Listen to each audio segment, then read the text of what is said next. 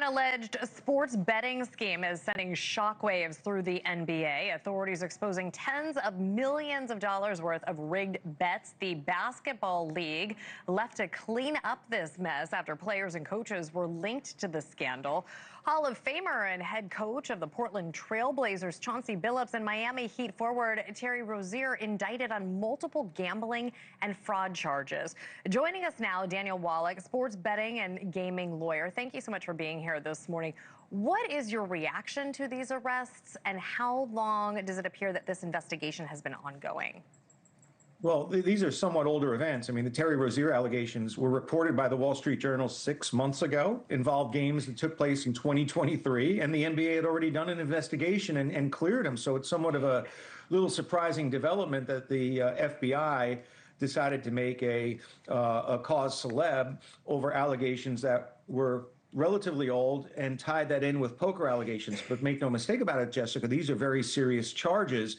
And with respect to the sports betting angle, it does focus in on the risks and the vulnerabilities associated with proposition bets that are bets that can be made on whether or not an individual player will exceed or go under a certain statistical benchmark, like rebounds, points, assists, block shots. Those kinds of bets can easily be manipulated by the players by pulling themselves out of the game, taking something off of their shot, and they could tell their friends and colleagues or gambling syndicates about it ahead of time. But the NBA and the sports books have an integrity alert system that can flag those kinds of wagers when there is an unusual or suspicious amount of activity surrounding them. So the prop bets are the risks, but the sports books that are regulated by state law cooperate with the NBA, and they work with these integrity monitoring firms to flag those kinds of bets, which is exactly how the NBA found out about any of this stuff, because before there was legal sports betting,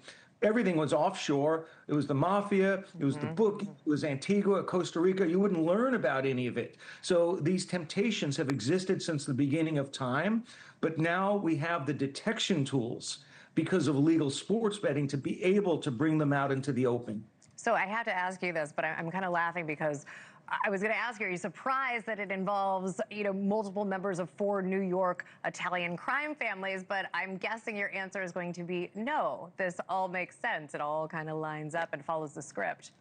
Well, I mean, you're talking about the Eastern District of New York Federal Court, which is pretty much the nerve center of organized crime, federal criminal indictments. The Eastern District of New York, the Southern District of New York, you're talking about where all the crime families are located. And a big part of this indictment centers on a poker ring that was orchestrated by members of the La Cosa Nostra, which allegedly used Chauncey Billups as sort of the person to draw in bettors. And I don't see this as an NBA betting scandal unless we learn that Chauncey Billups owed money to organized crime and was giving them inside information. But the allegations that focus on the illegal poker, I think, are untethered to the allegations concerning the tipping of inside information on prop bets. Right. And nowhere in these allegations is there any suggestion that game outcomes have been affected, or that there's a match fixing or point shaving scandal. Those kinds of scandals were not commonplace, but those were the typical gambling scandal that involved college basketball in the 1950s in New York, late 1970s with Boston University, and then in the mid 1990s with Arizona State University. It was always point shaving. But now with legal sports betting, you have all these different kinds of betting propositions where instead of betting on the outcomes of the game or betting in game, you can now bet on individual player performance. And those are the riskiest kinds of bets from an integrity perspective. But the leagues and the sports books monitor that activity, and it's because they monitor it that it came to light. Thank you for watching. Subscribe below and download our NewsNation app right now on your phone, and you will get fact-based, unbiased news for all Americans.